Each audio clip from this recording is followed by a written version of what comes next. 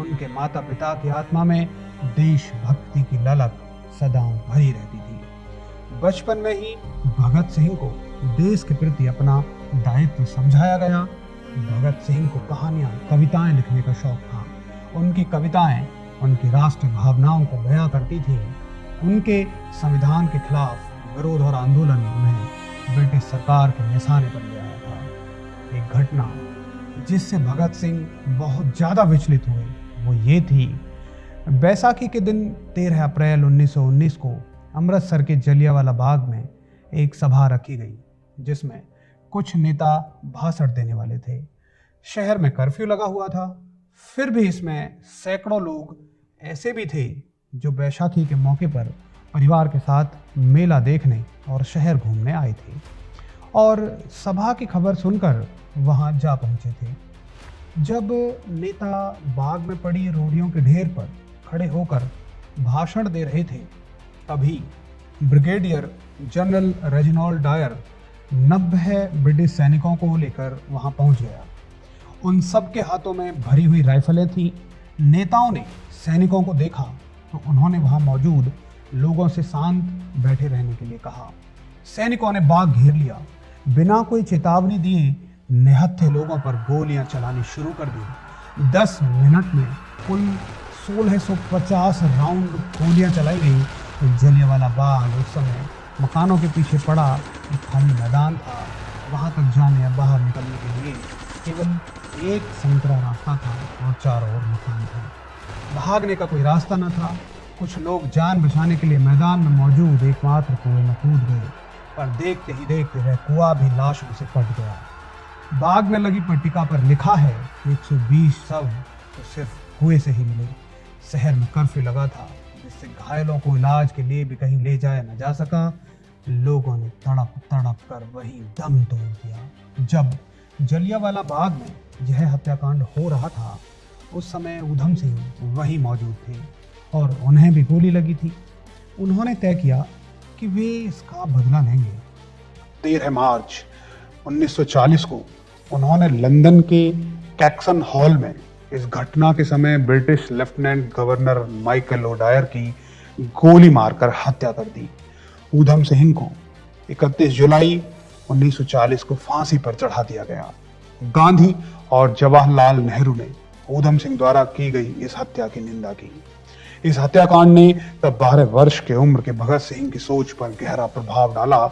इसकी सूचना मिलते ही भगत सिंह अपने स्कूल से 12 मील पैदल चलकर जलियांवाला बाग पहुंच गए थे। एक और बड़ी घटना जिसने भगत सिंह को प्रभावित किया वो ये है, 30 अक्टूबर 1928 को लाहौर में साइमन कमीशन के विरुद्ध आयोजित एक विशाल प्रदर्शन में लाला लाजपत राय जी ने हिस्सा लिया, जिसके दौरान हुए लाठीचार्ज में लाला लाजपत राय जी बुरी तरह से घायल हो गए। उस समय उन्होंने कहा, मेरे शरीर पर पड़ी एक एक लाठी ब्रिटिश सरकार की ताबूत में एक कील का काम करेगी। और वही हुआ भी। लाला जी के बलिदान के 20 साल के भीतर ही ब्रिटिश साम्राज्य का सूर्यास्त हो गया। 17 नवंबर 1928 को इन्हीं चोटों की वजह से उनका देहांत हो गया। लाला जी की मृत्यु से सारा देश उत्तेजित हो उठा और चंद्रशेखर आजाद, भगत सिंह, राजगुरु, सुखदेव व अन्य क्रांतिकारियों ने लाला जी पर जानलेवा लाठीचार्ज का बदला लेने का निर्णय किया। लाला लाजपत राय की मौत का बदला लेने के लिए चंद्रशेखर आजाद, भगत सिंह, राजगुरु, सुखदेव और शिवराम ने पुलिस अधीक्षक जेम्स स्कॉट को मारने की योजना बनाई। उन्होंने 17 दिसंबर 1928 को शाम करीब 4:15 बजे अपनी योजना को अंजाम दिया, लेकिन गलत पहचान के चलते स्कॉट की जगह सहायक पुलिस अधीक्षक जॉन पी सैंडर्स मारा गया। इस दौरान चानन सिंह नाम का एक हेड कांस्टेबल भी मारा गया जो क्रांतिकारियों को पकड़ने के लिए दौड़ रहा था। आइए जानते हैं भगत सिंह जी कैसे गिरफ्तार हुए। ये समय है जब अंग्रेजी सरकार दिल्ली की असेंबली में पब्लिक सेफ्टी बिल और ट्रेड डिस्प्यूट बिल पास करवाने जा रही थी। ये दो बिल ऐसे थे जो भारतीयों पर अंग्रेजों का दबाव और बढ़ा देते। फायदा सिर्फ अंग्रेजों को ही होना था, इससे क्रांति की आवाज को दबना भी काफी हद तक मुमकिन हो जाता। अंग्रेज सरकार इन 2 बिलों को पास करवाने की जी तोड़ कोशिश कर रही थी। इसे जल्द से जल्द लागू कराना चाहते थे। उन्हें ऐसा करने से रोकने के लिए भगत सिंह ने असेंबली में बम फेंकने का बीड़ा उठाया। उनका साथ देने के लिए चुने गए थे बटुकेश्वर दत्त। इस बम विस्फोट का उद्देश्य किसी को भी चोट पहुंचाना नहीं था। भगत सिंह ने तो जानबूझकर उस जगह बम फेंका जहां सबसे कम लोग मौजूद थे। विस्फोट से कोई भी मारा नहीं गया। बम फोड़ने के बाद भगत सिंह और बटुकेश्वर दत्त वहां से भागे भी नहीं, बल्कि उन्होंने खुद को गिरफ्तार करवाया। उनका प्लान ही ये था। बम फेंकने और गिरफ्तार होने के बीच उन्होंने वहां पर्चे बांटे। पर्चे पर लिखा था, बहरों को सुनाने के लिए बहुत ऊंचे शब्दों की आवश्यकता होती है। मुकदमा चला तो कहा गया दोनों ने एक एक बम फेंका था, लेकिन दत्त की तरफ से बचाव पक्ष के वकील आशिफ अली के अनुसार दोनों बम भगत सिंह ने ही फेंके थे। बटुकेश्वर दत्त ने मान लिया कि एक बम उन्होंने फेंका था, कारण कि वो भगत सिंह से अलग नहीं होना चाहते थे। ये थी मित्रता की असली पहचान। इसके बाद दोनों को गिरफ्तार कर केस चलाया गया। भगत सिंह, सुखदेव और राजगुरु को फांसी की सजा सुनाई गई। वो जेल आज भी वैसी ही है जहां भगत सिंह को 14 जून 1929 और उनके साथियों को जेल में बंद किया गया था।